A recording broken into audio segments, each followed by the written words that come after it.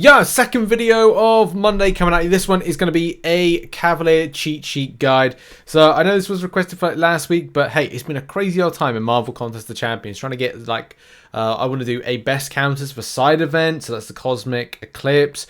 There's also like top tips for the month, best boss counters. God damn. 1 week in this game, and also got Act 7.3. There's a lot of stuff that goes on in one given week that just makes everything just crazy with this game, as well as all the kind of news, information and stuff we've got to go over and all that stuff. So yes, breathe everybody. Hello, and this video is going to go over, as I said, the Cavalier cheat sheet. As a lot of you know, it is available on Discord, so if you go to my Discord, links are in the description. You'll be able to see this in the Discord, which as soon as you kind of like go there, you then go to the respective tabs over the left hand corner, which is under event and side quest. You click on that, you click on the pinned message, which is normally up there, which is just there. You can see. Can you see it? Can you see it on screen? There, pinned messages. Click on that one, and then it will just it will be up there. So it's not up there at the moment, at the point of this video being recorded, but it will be once this video goes live. You'll be able to go and check that out once it's there.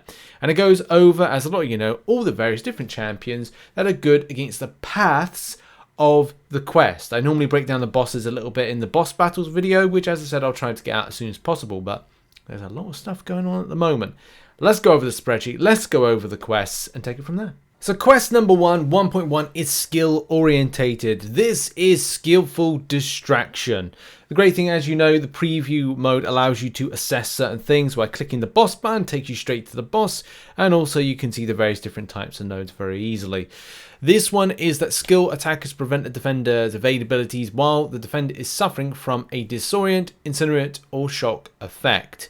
And then it comes with Mind's Eye. Skill attackers gain an indefinite passive fury, increasing attack rating every time that they would stop or kind of like suppress the evade effect, as per the one that we just read earlier. Command also put in Mixmaster in order to trigger off that evade, so that's where that comes in. And selectable champions and teams and options, well, there's actually quite a few. I'm a personal fan of Black Widow Deadly Origin because of the rotation. A lot of the champions I choose for the Cavalier cheat sheet, the only reason, I know that a lot of people said, oh, you should do this, and put this champion in.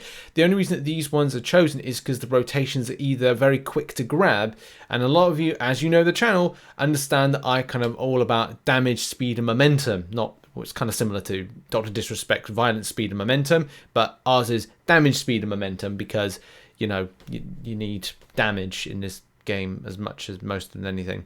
But yeah, so those champions are the best, but you got Elsa Bloodstone, SP2, you've also got Night Thrasher with the SP1, and that's builds like an incinerate. But it's not just specific about skill champions, because you can use certain mystic champions, certain science champions to have things like the slow debuff in order to suppress things like evade. You can even go back to some really obscure skill champions by having Shang-Chi with the Wushu Strikes. You could have the Web Foam with Stealth Suit Spidey and Killmonger, 15 seconds after specials. But I kind of feel like easy rotations and stuff is kind of like, well, the one Black Widow Deadly Origin, Mole Man, Falcon, those are really some easy champions to use. You've got Nick Fury with five tactical charges, Karnak with SP1. I mean, not that many people would want to use Karnak, but those are some options. Okay, next up, let's move on to 1.2. This is a mutant based node, so on the paths, using mutant champions is going to be key and interesting. You've got Seeing Red at the first point. It just means that mutant attackers reduce the potency of bleed debuffs by 90%. Very important because you've got biohazard on you, so every time you're going to hit, there's a likelihood that you will get a bleed debuff on you. When you throw a special attack, it means that you remove the bleed effects, and when this happens, ability actually increase by 100%. You also remove the bleed effect and as well get a passive fury. Now, you don't have to have specifically some of the champions I'm going to mention, and I have put like a little note saying most, if not all, mutant champions work, because they do. This is just one of these situations of going, how do you want to play the game? Do you want peace of mind? Is it going to be a case on the route there's going to be something that's #metal that you'll need Magneto for that would be more advantageous? Is it going to be a case that you have interactions like going, okay, well, Bishop can build power quicker. Certain champions with power gain are going to mean that the more specials you throw is going to be the more interaction with the seeing red node. So yeah, so I mean, I don't know how to kind of like properly explain that. You should know what I mean by that. But if you don't, again, just to kind of further explain, you need to throw specials to then allow yourself to shrug off the bleed effects, and then you're able to get the Fury passive. As I said, for me, it's all about kind of like out of sight, out of mind when it comes to like bleed effects. So a lot of times you'll find me using the likes of Magnetos, Icemans. Apocalypse is my go-to, but then you can shrug with Rogue. There's also Emma Frost, Magneto House of X, as I said, Bishop, Professor X. The list goes on with champions. As long as you can quickly build specials and rotate around them, it's fine. But any champion really works. As I said, Domino is an option as well. Okay, 2.1 coming at you. 2.1 is a lot of fun, especially for a lot of tech champions. The enemy champion at certain points is going to build health. It's going to have a regen, so to speak. So it gets a regen, but if you have Engineered Fracture, you'll put in an armor break debuff, or you've got a tech champion that does an armor break debuff, then you can kind of like help out. It says with an armor break debuff, the defender also is inflicted with a passive heal block. So when you then heal block something, you then get Infectious Wrath, which is gain an indefinite passive fury when the defender's health is blocked. So that kind of like, that's how the enemy gets regen. You then block it, you then get a fury. That's how that works. A lot of fun for certain champions. I'm a big fan of Warlock, as a lot of you know. So when it comes to like setting up this is what champions to use, then these are some options right about here. So we've got Starlord with the SP2, you've got Hulkbuster, which is the better option with special attacks, rotation's easier. Warlock does heal block in any case, so infections kind of makes more sense, and SP2 does armor break. Yondu all attacks in SP1, and then we've got some really easy options. Silver Warrior with a heavy attack, Fourth Light attack with Mysterio. You know, you can literally set up any different champion from there. You got Silver Centurion with the SP1 heal block, and yeah, you've got Guillotine 2099 as well. I think that's the case. I've put Power Control 99 hits, but I don't know if that's maybe something to do with something else. But it could be something that works. Obviously, wrote it down for a reason, and that reason maybe that's going to be helpful.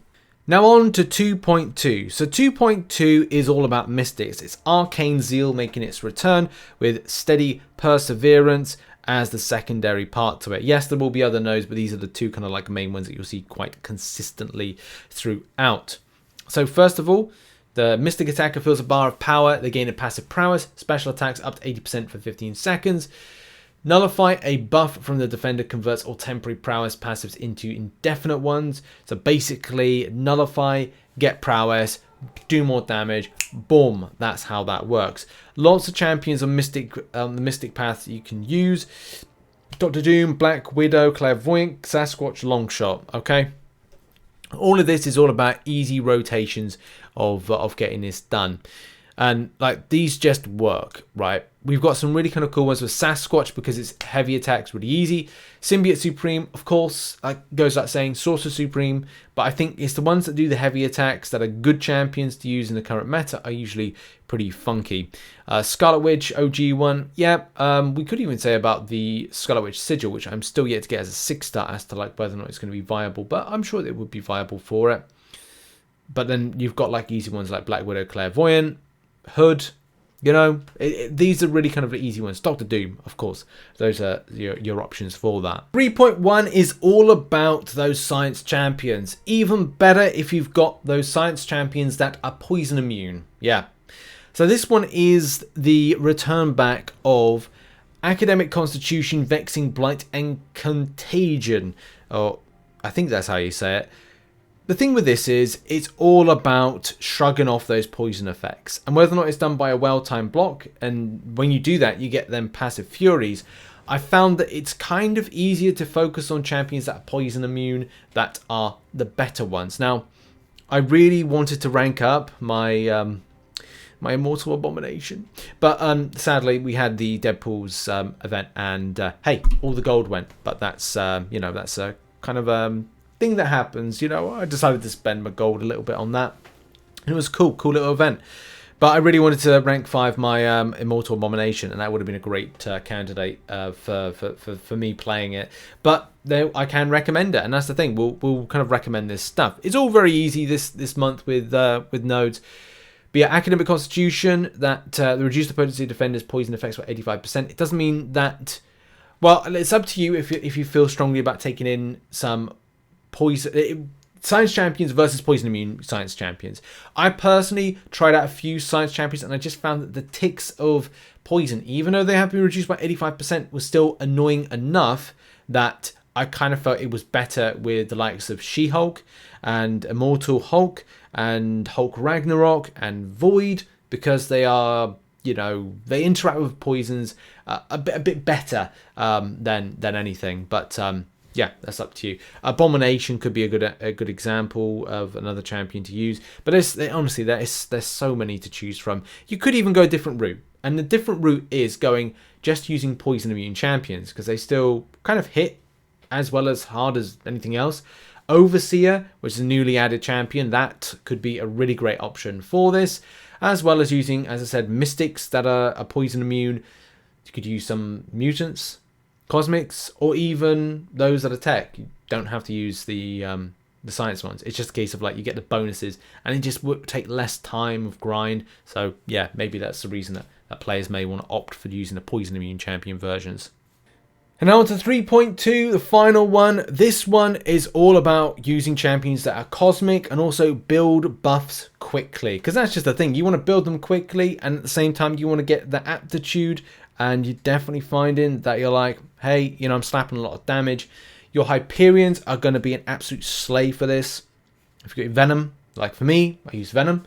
Could have used Odin and the newly buffed King Groot. There are so many options to take on Cosmic Grit.